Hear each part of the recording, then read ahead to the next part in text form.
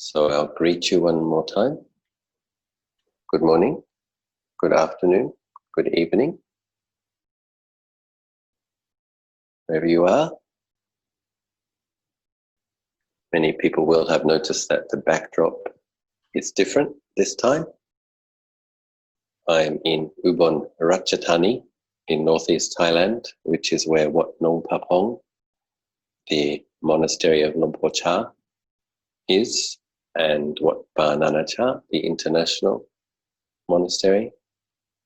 Wat Nong Papong is the place where I became a bhikkhu, a monk,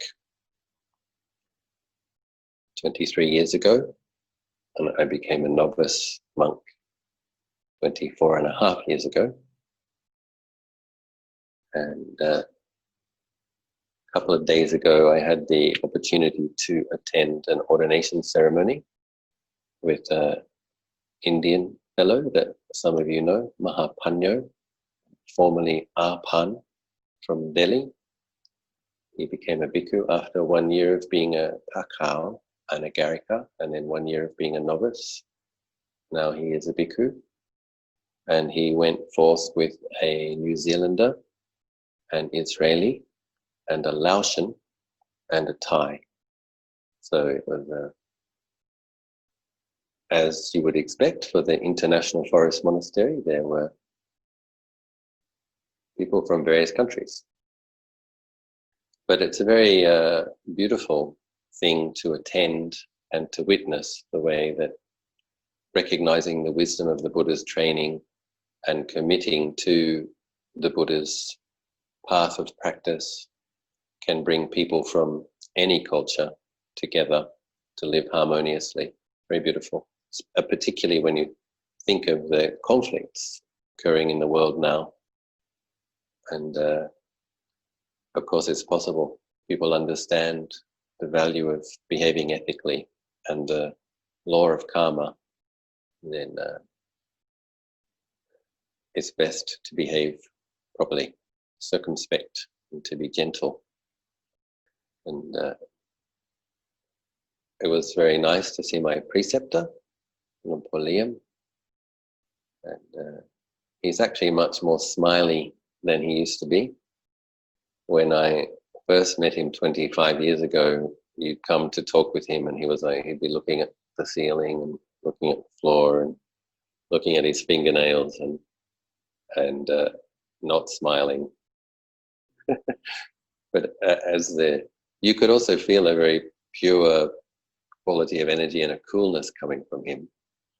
But I guess most human beings feel more welcome when somebody smiles a bit. So he smiles much more now. I think he's very close to 80, Lumpur. And I remember visiting him in hospital about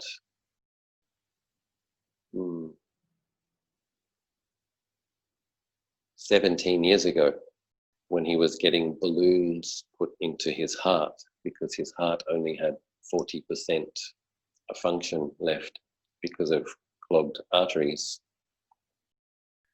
And before he went into the general anesthetic and had the surgery, I got down on my knees in front of him and said, "Please live longer. When I start a branch monastery in Australia, I want you to visit," I said. Anyway, I didn't start a branch monastery in Australia. So. But Lumpur Liam is still with us. And I'm very, very grateful. And it was great to see him. And he did sign the letter of support for my application. It's a very interesting thing. I think I might have mentioned last time, when the monks from Wat Nanachat become monks, they get their official registration at Wat Pa Nanachat, the International Forest Monastery, for the sake of convenience for doing the visa business. But as it happened, I don't know why, it's a curious anomaly. When I ordained, I was registered at Wat Nong Papong, which is where my preceptor lives, Lumpur Liam. And it actually never got changed over to Wat Nanachat. So for 24 years, I've been registered at Ajahn Chah's monastery. And it just so happens that at this time when I'm applying for permanent residency, it actually looks very good that Lompo Liam is the one that wrote and signed the letter in support of my application. So I don't know if the Barami of Lompo Chah or if the Devas 24 years ago thought, this one in 24 years is going to want to stay. So we better help him out with this technical glitch. I don't know, but it is interesting. And I was relieved when my preceptor, he read the letter and he says, yes, it is suitable for you to stay. But the letter goes on to say, actually it was Ajahn Anan and Ajahn Anan's secretary that helped to write the letter, sent it to Ajahn Liam's secretary who printed it. Then we read the letter to Lompo Liam and asked him to sign it. So then the letter continues to say that if Ajahn Acho continues to live in Thailand, it will be of benefit to the Buddhists of Thailand and benefit to the Buddhists of Asia and benefit to the Buddhists all around the world. And just between you and me, I'm not enjoying this process. I think I might have mentioned that before. But Lompo Liam was reading that and he says, well, it is suitable and appropriate for you to stay in Thailand. But since this letter says that you're going to be of this much benefit to this many people, well, then you really better be, he said. So I felt a little bit of pressure. But he did sign the letter. So yeah, that was nice.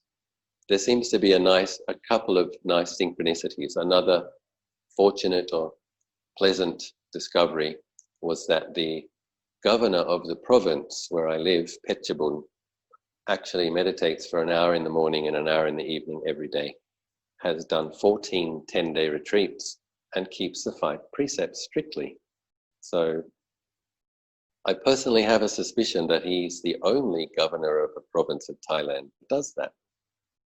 So that was another encouraging, and he was very happy to sign the letter. In fact, he insisted that I sit in his chair in his office while he signed the letter. And I'm like, I don't want to sit in your chair. Why are you making me sit in your chair? And he says, you know, Ajahn, when the governors of provinces retire, 50% of them usually end up having to go to court because somebody sues you. They have to kind of supervise all sorts of government construction projects. So there's all sorts of people saying, well, there is a certain amount of corruption in Thailand, so sometimes money gets stolen, but I don't think this governor would have stolen any of the construction budget money. But he said 50% of the governors end up having to go to court. So you just sit in my chair and you just spread metta to anybody who has ill will towards me or who may wish me harm, so that when I retire, I can continue to do my meditation retreats without having to go to court. So, like in Thai, they believe in what's called Jiao Kam Nai Wane, like beings who wish us harm, which we apparently all have because we've had many lives and we've harmed some beings, and we all have the good beings that try to protect us as well. So he made me sit there. He said, spread metta to my Jiao Kam Nai Wane, the beings who hate me. And I'm like, well, are they going to come after me instead? I'm asking him. So anyway, I did spread metta in his office and he was very happy to sign the letter. And so anyway, there are some good signs, but I have to wait for the government has to announce that they are accepting applications for people to apply for residency this year, which they haven't done yet. It's the end of June and they haven't announced that they will accept applications. So let's see. We'll see how it goes. Earlier today, I had a phone call with Ajahn Siripanyo. Some of you know him. So he's just about to go back into the jungle a couple of days. And I visited my friend Ajahn Pum. And just checking in with old friends. Ajahn Siripanyo became a monk 1 year before me, and Ajahn Pum became a monk on the same day in the same ceremony as me. And it's always lovely to see your bhikkhu brothers who you've known for decades. We all have our own places now and our own followings and our own lives, but it's really nice to remember those early years where we trained together in the same monasteries, the same jungles, with the same teachers, and there's a lovely brotherly camaraderie, and it's always nice to see each other. And we're just getting to that age now where we complain about our physical ailments.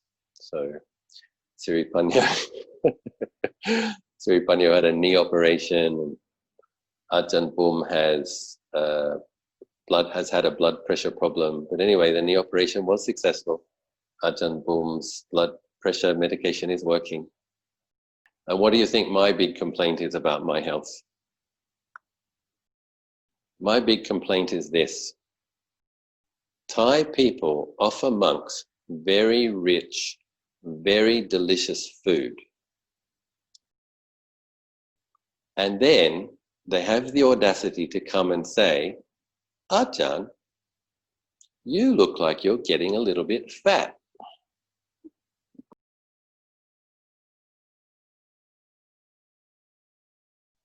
Of course, they want you to eat the rich food that they bring, and then they tell you you're fat. Anyway, if that is the extent of my problems, I should consider myself a very fortunate being. So, I believe we may have some questions. I'll stop yakking away now, just giving you a little bit of an update of what's happening in my life. And, Thank you, Ajahn. Great to hear that things are going well there, and you managed to catch up with Receptor and some friends, and have a good very nice day before you start your vasa. Yes. Ajahn, I'm sharing my screen. The first question we have today is about chanting. Why do we chant 108 times for Itipiso? What is the difference chanting 3 times, 20 times as compared to 108 times? Thank you.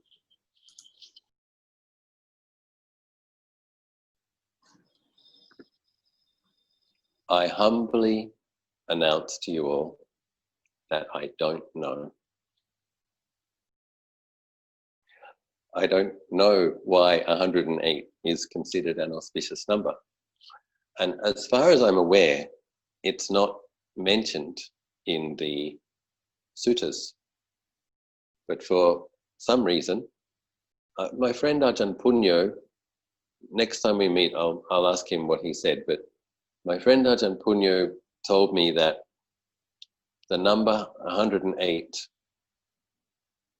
I think it has something to do with the 6 sense bases, and then sense impressions and sense experiences from the past, the present, and the future. And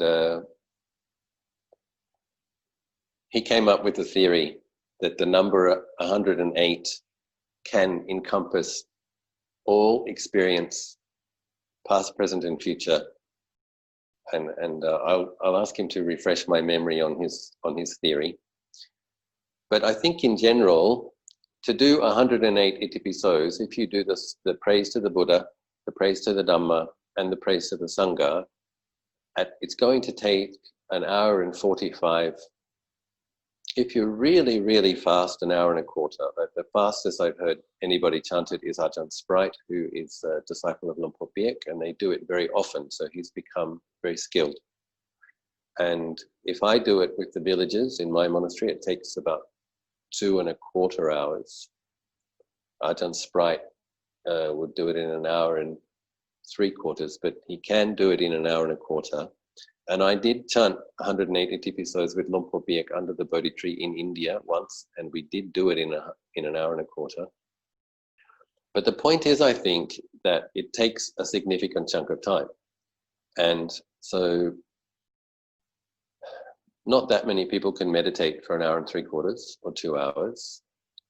But if they have a task that they've decided they've committed to, and they're doing it as a devotional practice, then you're bringing a meditative discipline to something wholesome. and you're doing it for a long enough time to get some significant results. So I think what many people find when they do 108 Itipisos, so if you're just doing the praises to the Buddha, 108 Itipisos takes about half an hour. And if you really, once you know that chant, and if you're really thinking of the Buddha's qualities, you're not just saying the words, you're actually thinking of, if you chant a lot, Pali and English, you read those words, it's not that many words, you can understand what it means. Vidya Charana Sampanno, Buddha was impeccable in conduct and understanding. The knower of the worlds, he knew the hells, the ghosts, the animals, the humans, the heaven realms, he knew the worlds. Teacher of gods and humans, etc.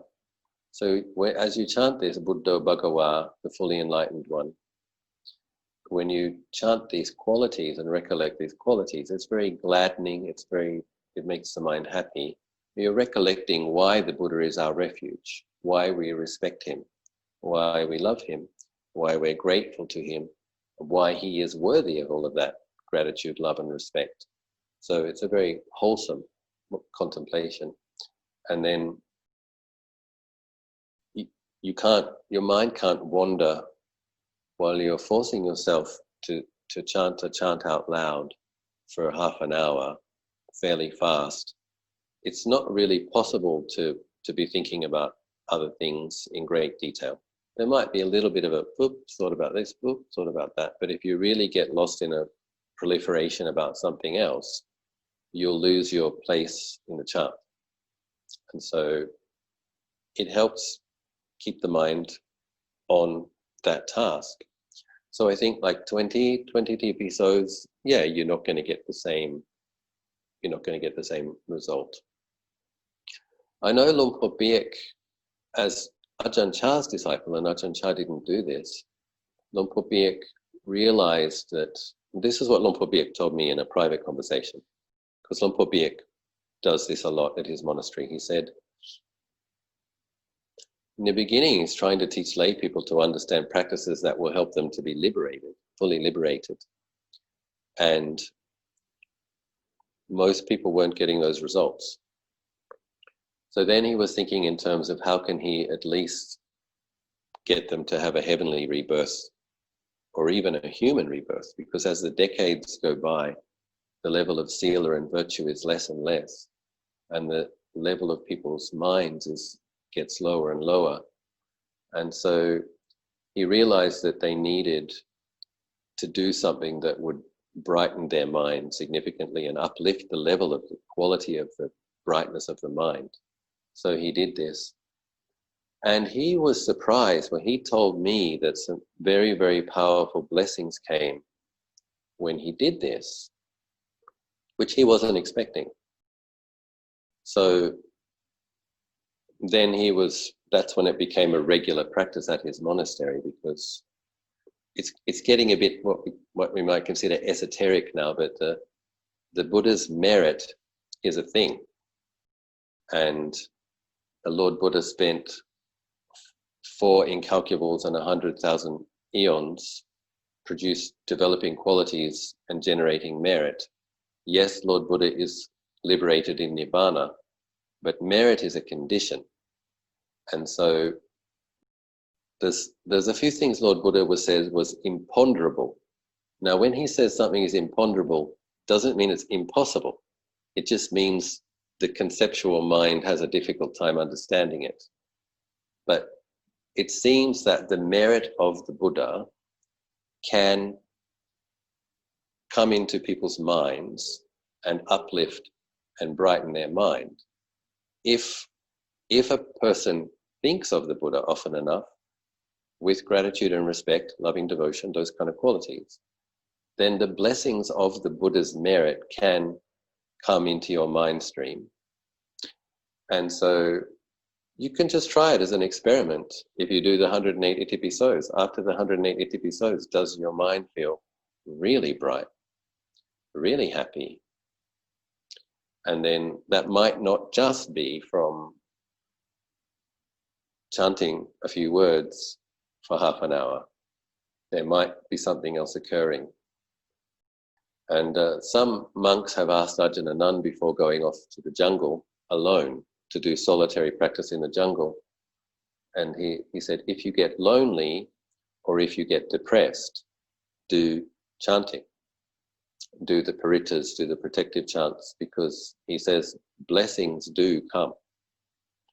So blessings come into your mind stream from doing chanting. So that's quoting a person who can actually see these things. So monks like Ajahn and Ajahn Biek, if you chant for half an hour in front of them, they can actually see blessings coming into your mind and your mind brightening, and they can see those things. Most practitioners can't see them, but you might very well feel something.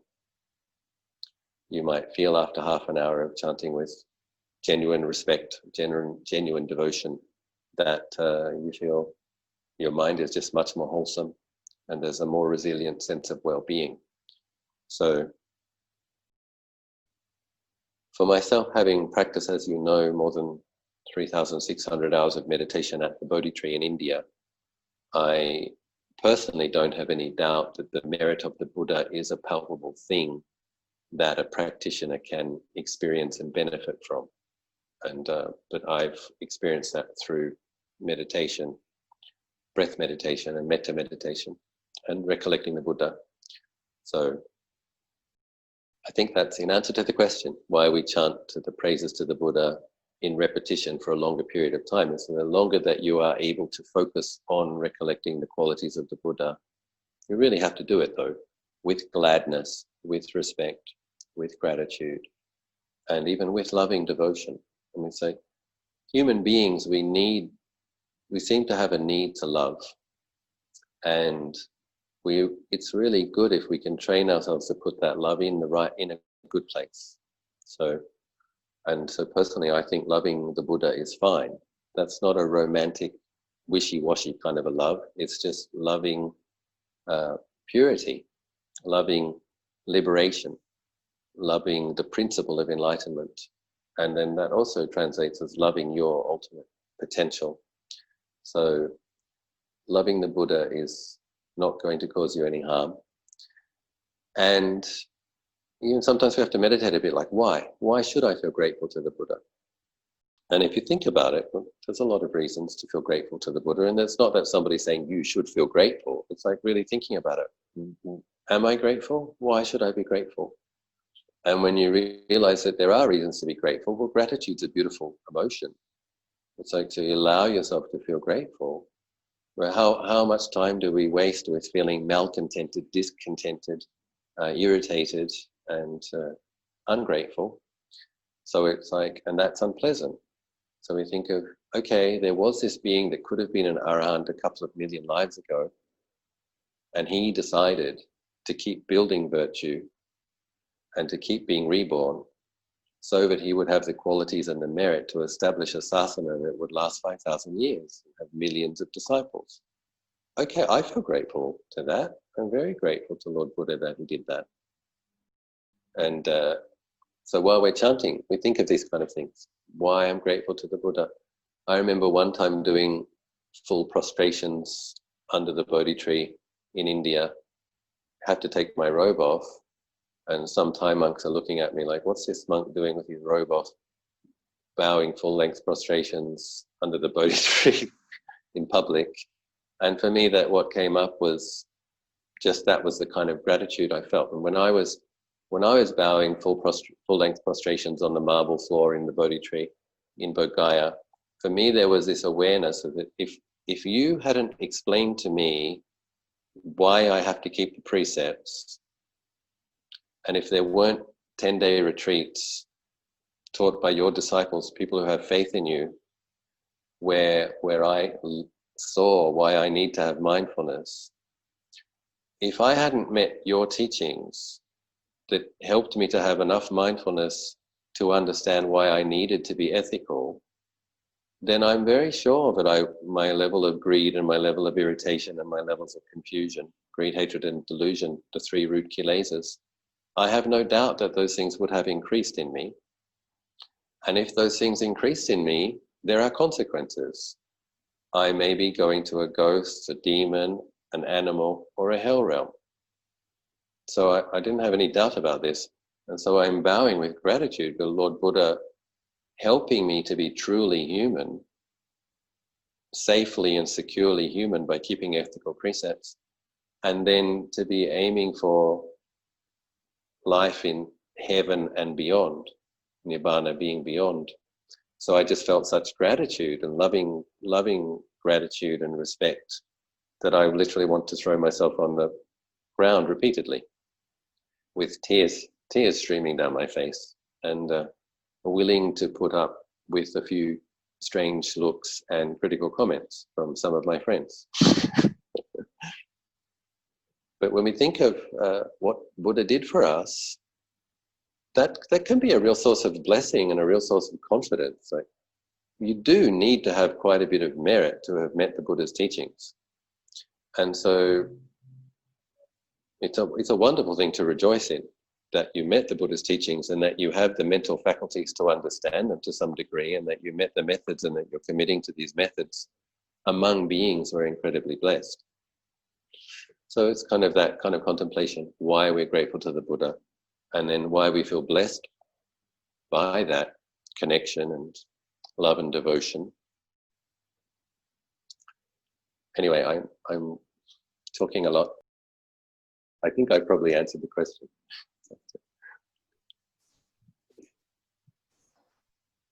Thank you, Ajahn. Ajahn, the next question is about meditation. Greetings, Ajahn. Can you please talk about the difference between eyes open versus eyes closed during meditation? Should we train ourselves to be able to meditate with our eyes open? I find it much easier to meditate with my eyes closed, but I have tried to train myself to have them open sometimes as well, though it doesn't come naturally. Thank you. Yeah. So in Theravada Buddhism, as I have studied it and lived within it, in sitting meditation, it's generally one practices with the eyes closed. But in the Zen tradition, the people practice with their eyes open, but they're practicing meditation with a blank wall in front of them. So the thing about having your eyes open is you can get distracted by things in your visual field. So in the Zen tradition, meditating facing the wall. And in our tradition, something which isn't talked about much, but which is quite important, is the practice of walking meditation. Because when we do practice walking meditation, we're doing that with our eyes open. And so I think these two practices, the sitting meditation with the eyes closed and the walking meditation with the eyes open, they are working together to develop different types of mindfulness. It's the same type of mindfulness, but mindfulness that can be established on different objects and then has a different function. So when you're sitting meditation, you're trying to refine your mindfulness and you're having a look at things quite closely. Like, you'll see what you're thinking about, what your habits are, and you'll learn a lot about your mental habits. And when you walk in general, the attention won't be as refined with regards to what's happening in the mind, but not always. If a person has a good quality of mindfulness, even when walking meditation, you can develop a lot of insight. But these practices really complement one another. And in the forest tradition, it is a part of our lifestyle that most monks will, the arms around, not supposed to talk much, you're supposed to be mindful while you're walking, with your eyes 2 meters below you and mindful of your bow every morning. And then, because there's the one meal a day, large meal in the morning and no evening meal, the mind will tend to be sleepy in the middle of the day. So the monks are encouraged to do walking meditation before taking a midday nap. If you live in a country where the average temperature in the middle of the day is 35, and you've had a big meal in the morning, most monks will have a rest in the middle of the day. stay up a bit later and get up earlier, but have a rest in the middle of the day. So, but because we don't want the mind to be overcome with sloth and torpor hindrance, it's an important part of our practice to train the mind to train in being awake, even though it's a bit hot and even though you're a bit full. So that's why most monks will do 45 minutes or an hour of walking meditation before having a lie down in the middle of the day, to generate presence of mind and to generate body-based mindfulness, and then bring that clarity into, as you go to sleep, you've generated some mindfulness so that when you wake up after 45 minutes, there's a feeling of freshness and alertness. But if a person has a big meal, doesn't do the walking meditation, goes and crashes, they might sleep for an hour or 2 hours and wake up not feeling refreshed. So it's an important part of the monk's life to do some walking meditation. When you do the walking meditation and you get that sense of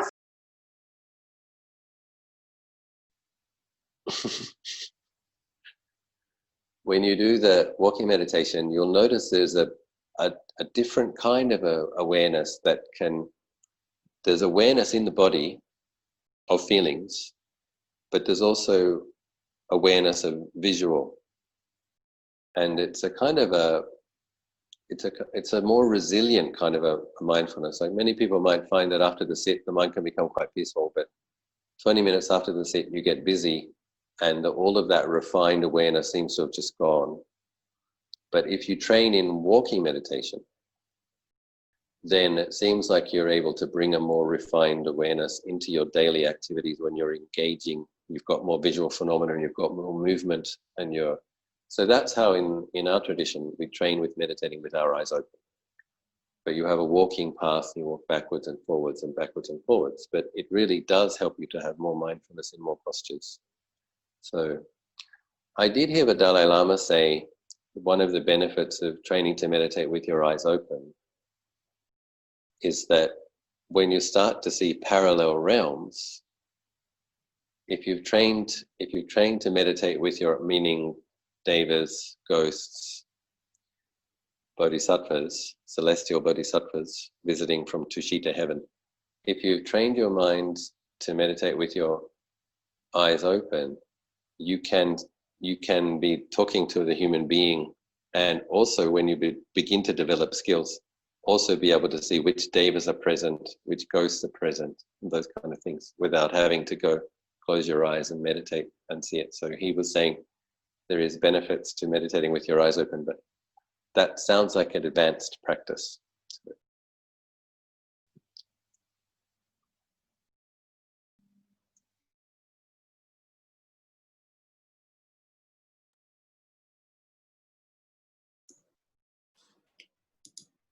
Thank you, Ajahn. Ajahn, next question, how to practice forgiveness?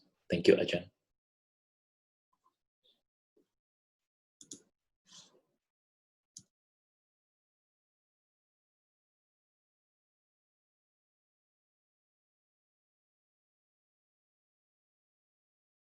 Ajahn, you are on mute. Yeah. Okay. How to practice forgiveness? Well, you say, I forgive you.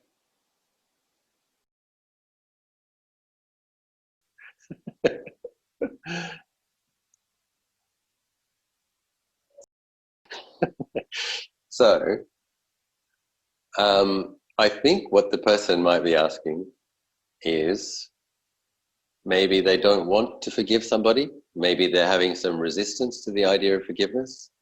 So I guess what the question might be is, if you have a grudge or if you haven't forgiven somebody, how do you forgive them in terms of a process? So one thing that's really important is contemplation of karma, that as painful a contemplation as it can be, we don't do this contemplation with self-aversion.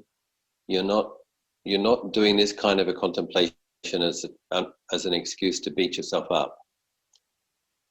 But it's true But when you consider the truth, you have to do it with the right attitude. So you're considering the truth with a compassionate and wise attitude. And the truth is, if anybody has been unkind to us, it is because we were unkind to beings in the past. So I really believe that's the truth. So when we accept that on a deep level, who are you going to be angry at? Who are you going to be upset at? Are you going to be angry at the person who spoke unkindly to you or did something not nice to you? Or are you going to be angry at who you were in a past life who behaved unskillfully? Because that's the being that generated the cause. And if you consider it deeply, being angry at either of those beings doesn't make any sense. There's no point being angry at who you might have been 10 lives ago, because it's already gone. And there's no point being angry at somebody who spoke to you harshly or hurt you, because it's just going to make more bad karma that will ripen as more unpleasant feelings, more unpleasant experiences. So it's good to consider reasons for forgiving and the drawbacks of holding grudges. So there is a list of 16 upakilesa, that's like dark negative qualities that affect the mind negatively, the opposite of the paramis, the 10 paramis. You have virtues, and then you have kilesa. And so grudge holding is a kilesa. Resentment is one of those kilesas. So it's a very good list. We might go through it in a subsequent week.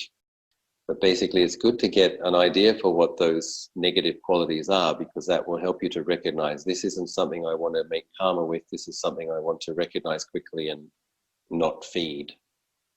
So when you understand that grudge bearing is a kilesa, a negative quality that binds you to samsara and makes bad karma, as is resentment, as is contentiousness, that's another of the kilesas.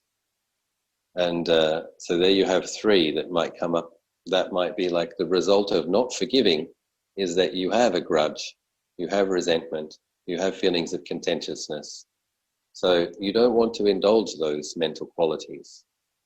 And then Lord Buddha actually explains that the giving of forgiveness is a higher level of generosity than the giving of physical things. So that's very interesting. This is where we need Lord Buddha's wisdom to point things out to us.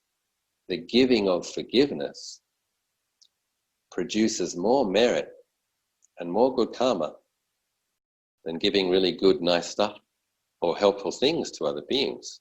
So for yourself, the offering of forgiveness produces powerful and potent merit for you. So it's doing these contemplations, the drawbacks of holding the grudge, the benefit of forgiving. And of course, when you are able to forgive, then your own heart feels lighter. You don't have to carry around this grudge. And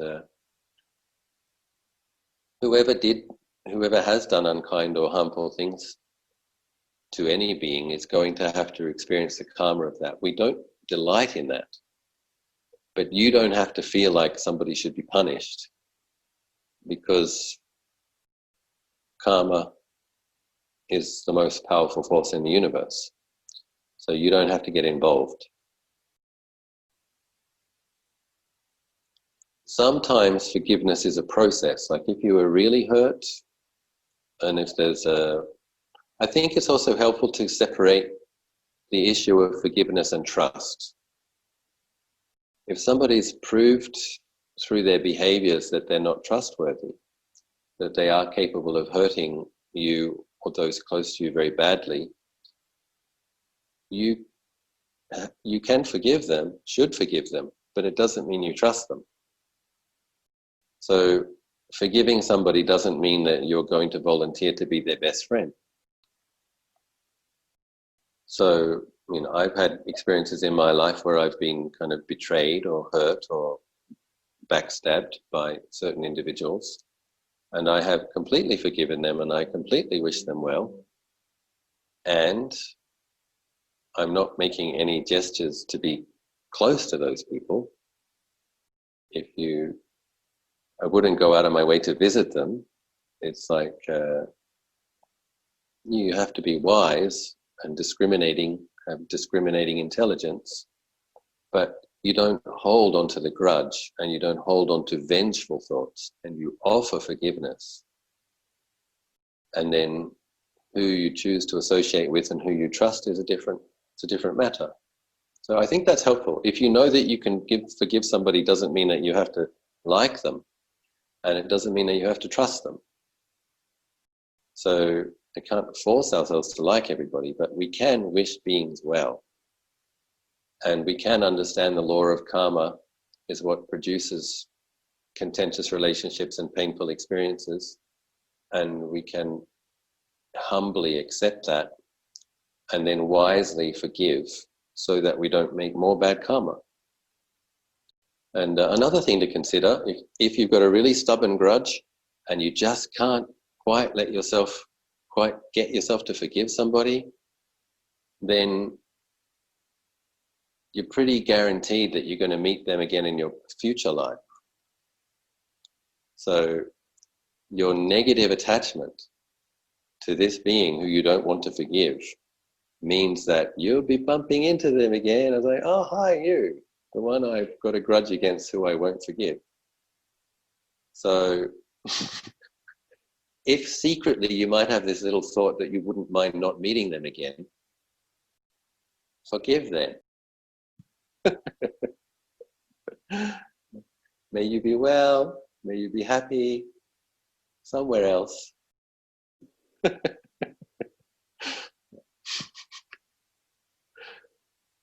If they were well and if they were happy, that means that they would have wholesome, positive qualities and you wouldn't mind meeting them again, isn't it?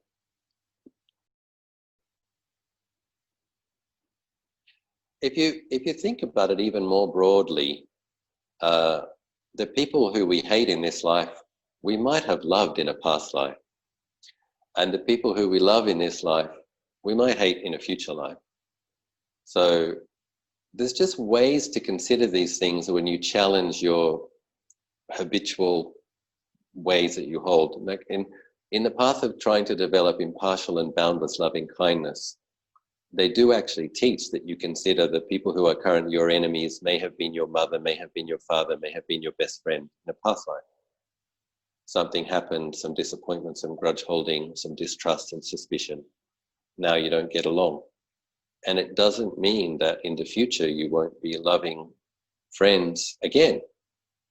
So it's good not to have fixed negative perceptions, because next lifetime, different conditions, you might be actually helping and supporting one another. So that's why it's good to forgive. And the last thing I want to say about forgiveness is if it's a really difficult case, like often it's like times when we were really hurt or felt really betrayed, you can make the decision that you are going to forgive them, and you can take a little bit of time. So you might forgive them when you're feeling in a good space, you've had a good meditation, you're able to forgive them. And a few days later, an angry thought about them comes up again. It's like, hey, I thought I forgave you. And it's like, and you just say, I'm making a commitment to myself that I will completely forgive this person. And then the next time you're able to, you forgive them again. And you forgive them again. And you keep forgiving them until you have fully forgiven them. And you understand that sometimes forgiveness is a process. So.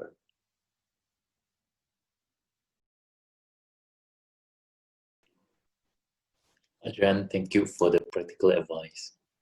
Ajahn, we have now 6 minutes past 10. We still have 2 more questions. Do you want to keep them for next round, or do you want to go through them? I'm happy to answer one more. Okay. Ajahn, question number 4 about meditation as well.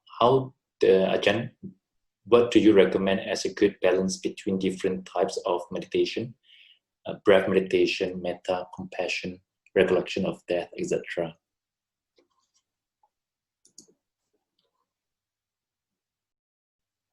Your screen sharing didn't come up on my... Can you just read it again, slowly? Okay, yes, okay. Ajahn, what do you recommend as a good balance between different types of meditation? Breath meditation, metta, compassion, recollection of death, etc.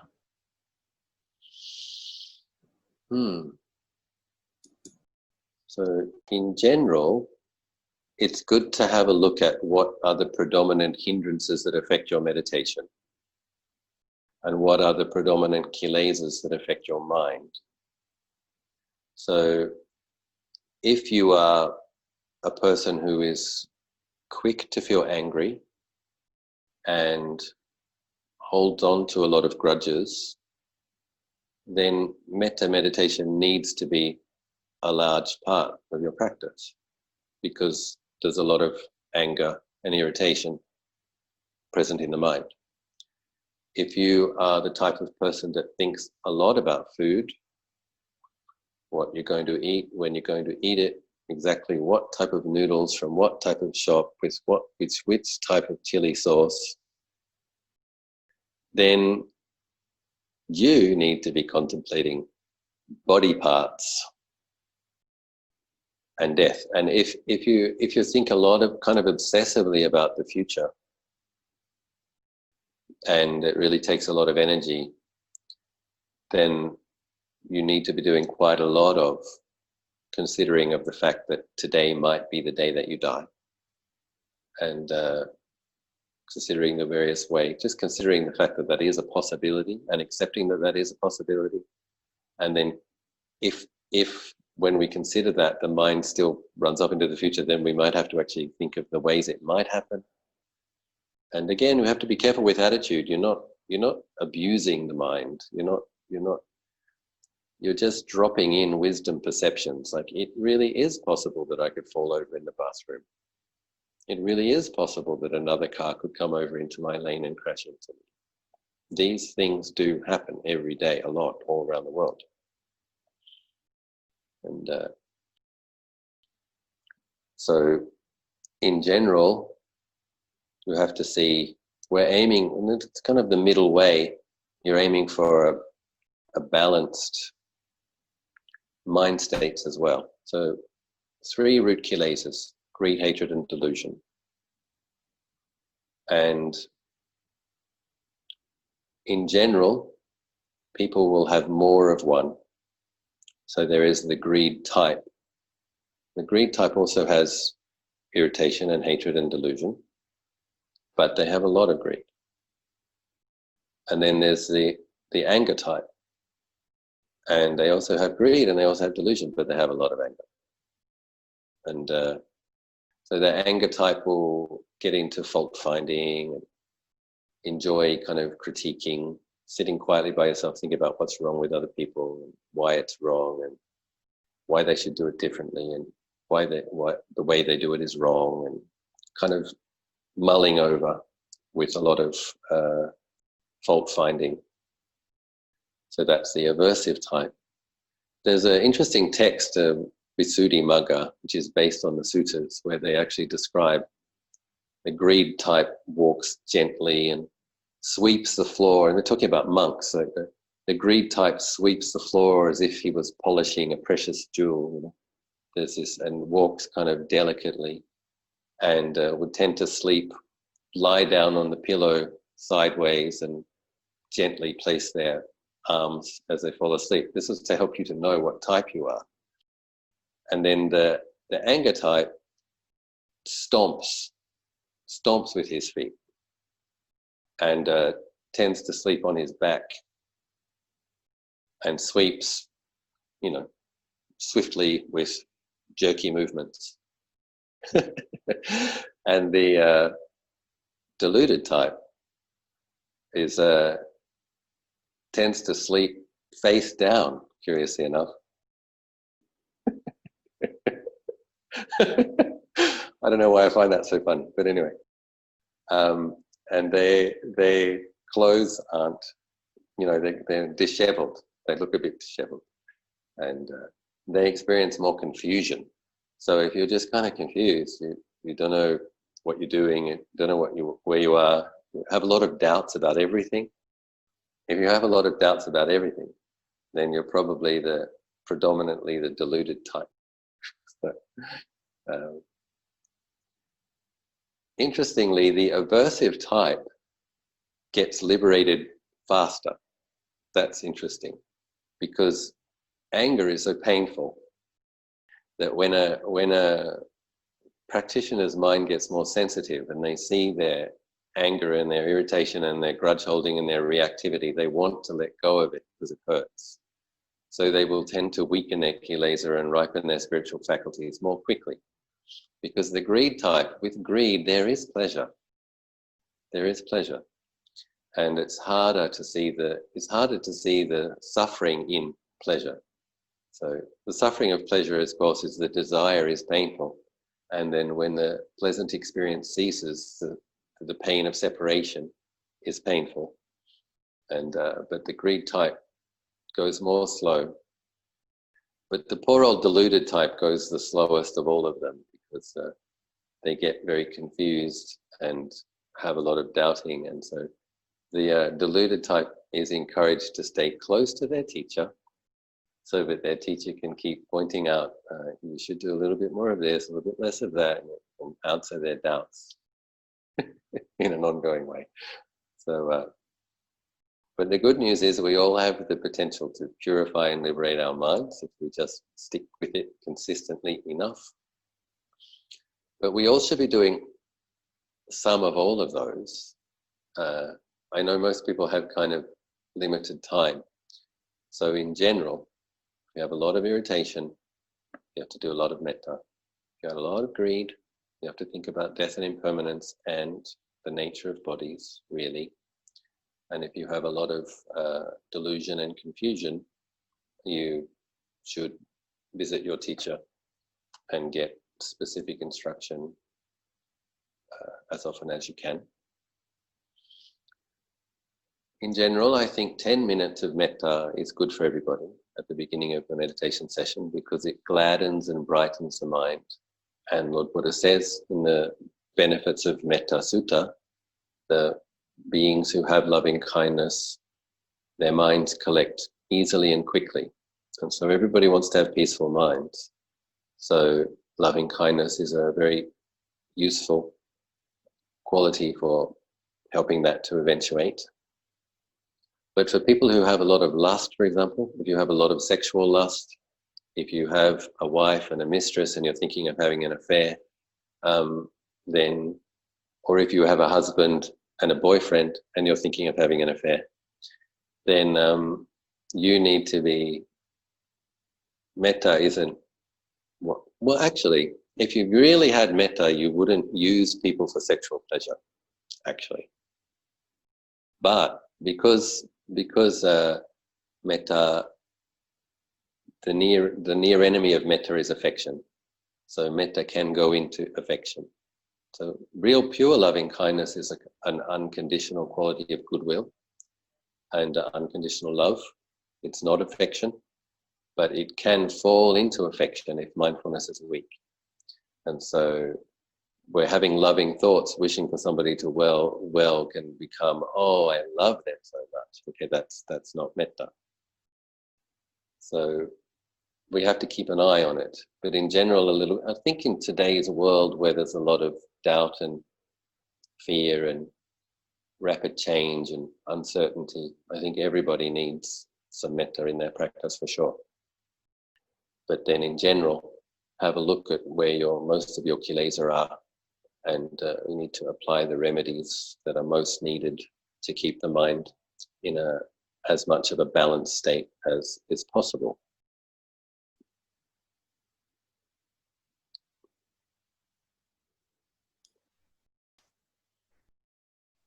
Thank you, Ajahn. Can you show me the next question? If it's not too difficult, I'll answer it. Okay.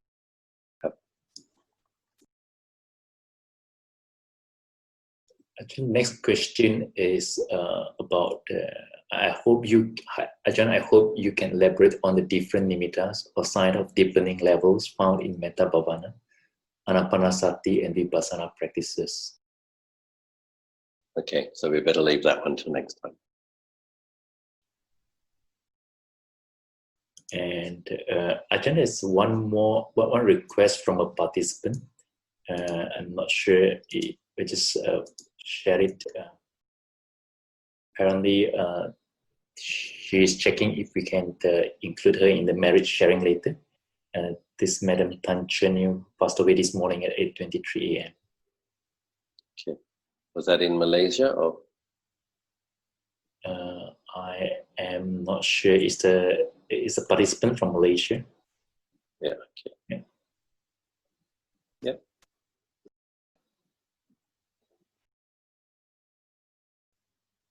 So shall we dedicate merits? Ajahn, would you like to tell them that you're going to do your Zoom Connect fortnightly now, from now onwards? Yeah, okay. Yeah. So where the monks are coming into our 3-month retreat, where we are supposed to apply more energy and attention to our own practice for a period of 3 months. So in that spirit, and also because many places the restrictions because of the coronavirus are lessening in many places. So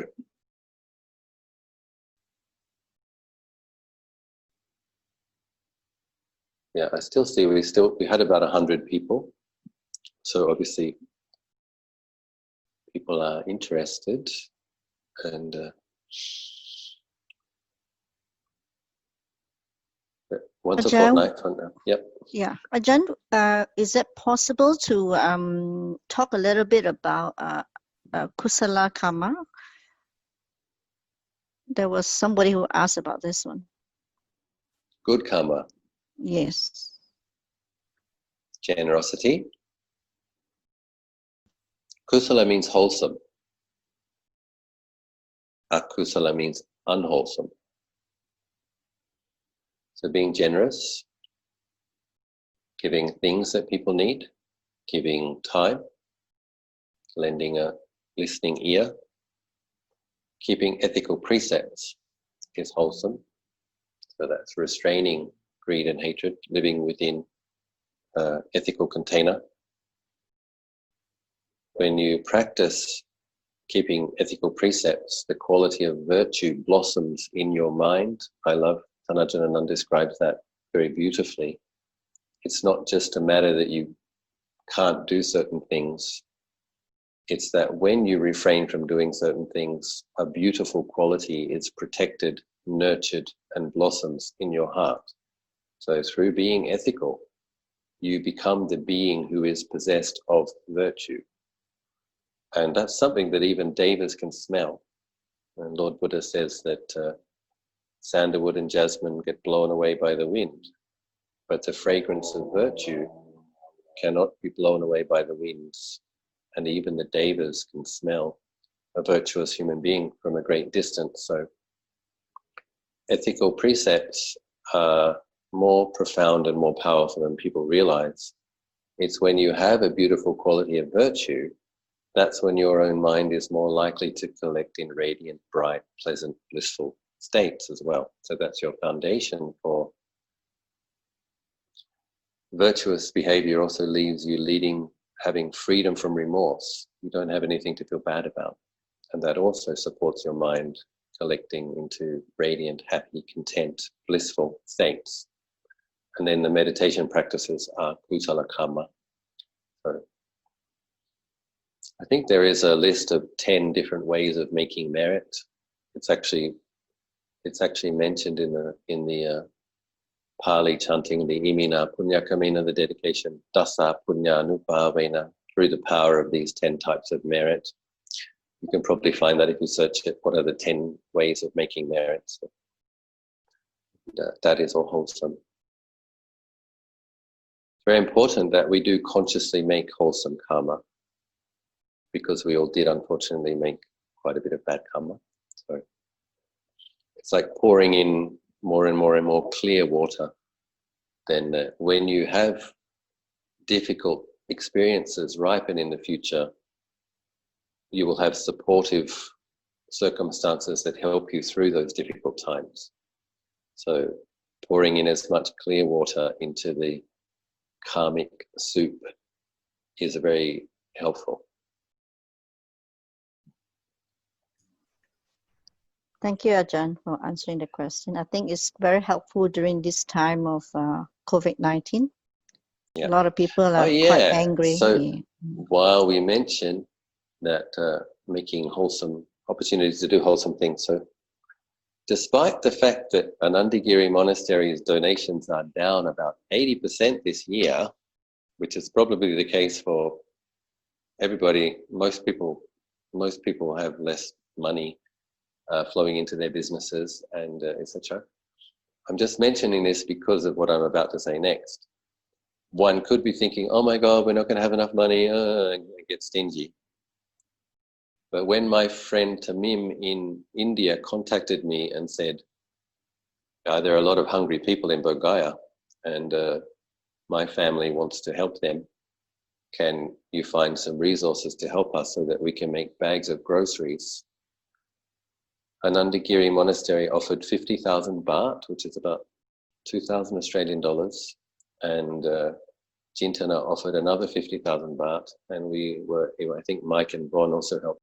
We were able to offer 450 bags of groceries to 450 hungry families in Bodh Gaya, and I'm going to do it again this month as well. So we don't have as much income, but we do have some resources from last year. So for myself, the idea of people starving to death in the place where Lord Buddha was enlightened is something that I would like to make a gesture of generosity and kindness towards. So I would prefer that didn't happen. So I will do what I can.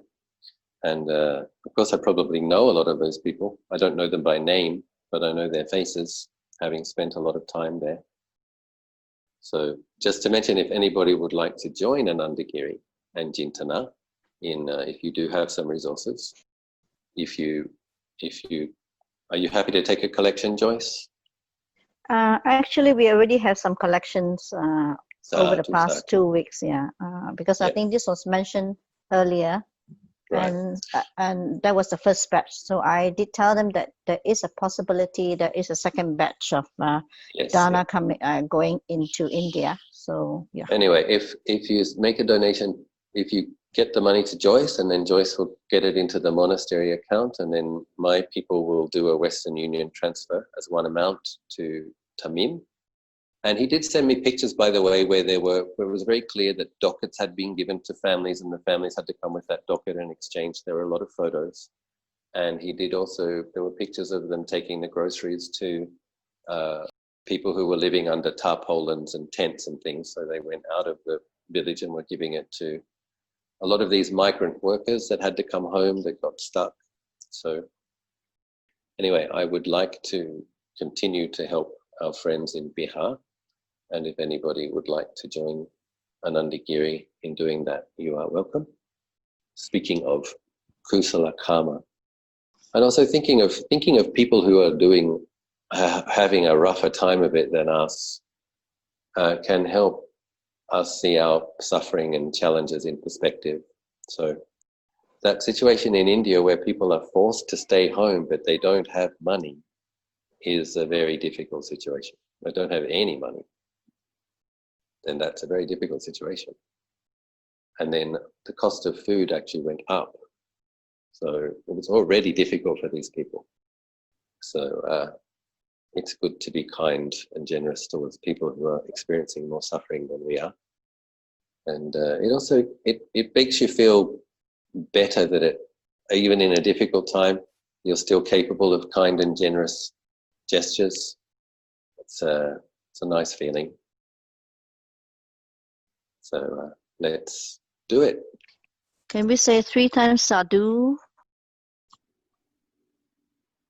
Sadhu, sadhu, sadhu. Thank you very much, Ajahn. Yes, For a as wonderful evening. As we are entering the 3 months period of retreat, Pansa or Vasa, it's a good time in Thailand. Many people will keep a stricter standard of ethical precepts or renunciation for a 3-month period as a way of stretching their spiritual virtue, building on their parami. So if anybody wants to make a pledge or a commitment, the 5th of July is the day that the 3 months retreat starts. If you know that there's an area where you need to practice a bit more restraint or be a bit more generous, and then it might be a good idea to make a commitment to doing something for 3 months, or oftentimes not doing something for a period of 3 months to stretch your capacities and lay the foundations to be one of Lord Buddha's enlightened disciples.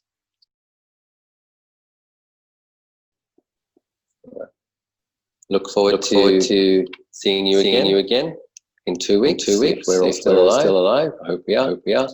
And I have a 9-hour drive tomorrow. So when you go from Ubon to Itipiso, you have to go all the way across the plateau of Thailand. It's a very long, flat drive. But the rice fields are very beautiful. Green, fluffy rice grass all over the fields, and so it's quite pretty. Take care, everybody. Wishing you well. Have a good journey home. All the Thank best you very in your Sadhu. all the best in your cultivation. Sila and Bhavana. Bye.